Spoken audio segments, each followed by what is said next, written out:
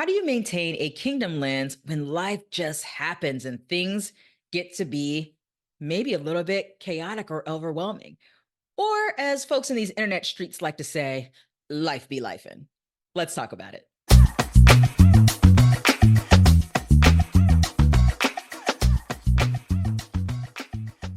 Welcome to Kingdom Over Everything. I am your host and chief fire igniter, Shae Bynes. I received this question from a viewer that asked, how do I maintain a kingdom lens when life is happening and things are just catching up? And I understand this because the very nature of life is that we can simultaneously have some wonderful things going, we could have some really crappy things going. Uh, all of these things could be happening at the same time. Sometimes you have a season where it seems like a whole lot of things are just going wrong. Or in some cases, it's not that things are going wrong, it's just that there's so many things and it just gets overwhelming because life be lifing. So, how do we maintain a kingdom lens? I will share a few things that are super helpful for me. When I think about the last 6 months of my life, there's so many areas where there's things that are going phenomenally well and some things that kind of suck at the same time. And so everything that I'm sharing with you is absolutely the reality of how I walk this out and maintain a kingdom lens when life be life. All right. So, first of all, we have to embrace a with God life, with God, with Jesus, Emmanuel, God with us at all times. And when we recognize and say that we're going to live this with God life, and then we realize that we have access to some things. For example, one of those things is the heart of the Father and his perspective. One of the frequent questions that I ask when I'm in the midst of life and on me, things going a little bit bizarre, a little bit wacko. I didn't expect this. I'm asking God, what is your perspective on this? Because why? Because I want a higher perspective. I want his lens, his perspective, so that I'm not just caught up in all of the circumstances that are around me.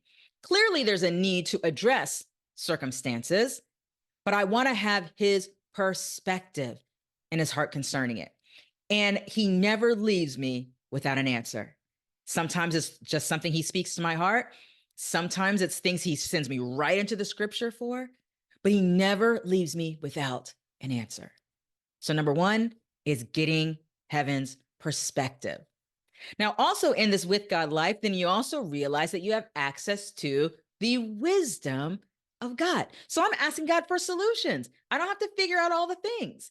I have some business stuff going on. I've got some family logistic, challenges with one of my children going on. Like, I don't have to figure all these things out by myself. Heaven has a solution. So what do? I seek his solutions. I pray and I ask God to give me his solutions. So that's the second thing I'm doing. And the third, and these are in no particular order, by the way, but a third thing I do is, how do I want to say this?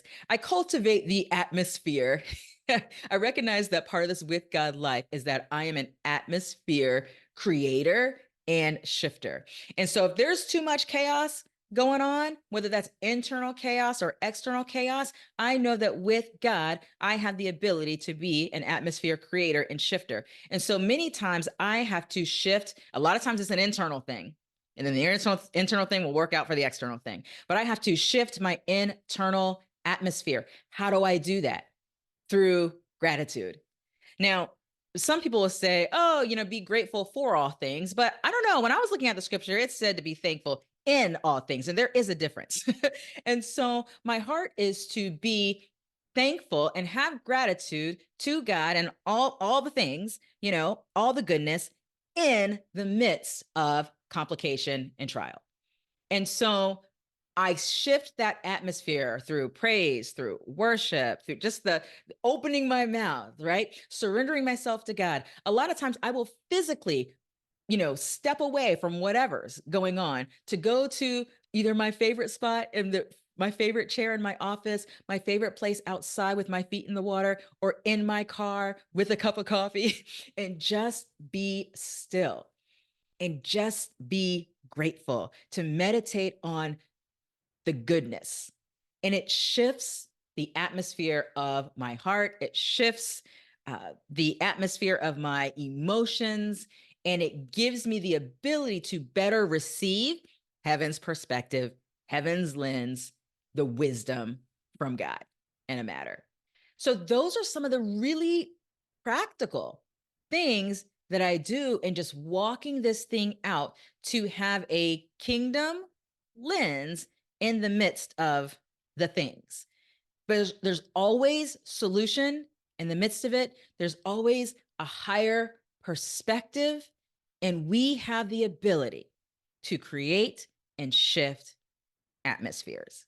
And so I pray that these things are a blessing to you as you are walking through life, to help you to remind yourself of the truth, of higher perspectives, and to just be able to know that you are not alone, that you are doing this with God, the one who loves you the most, the one who knows your end from the beginning, the one who has your best in mind.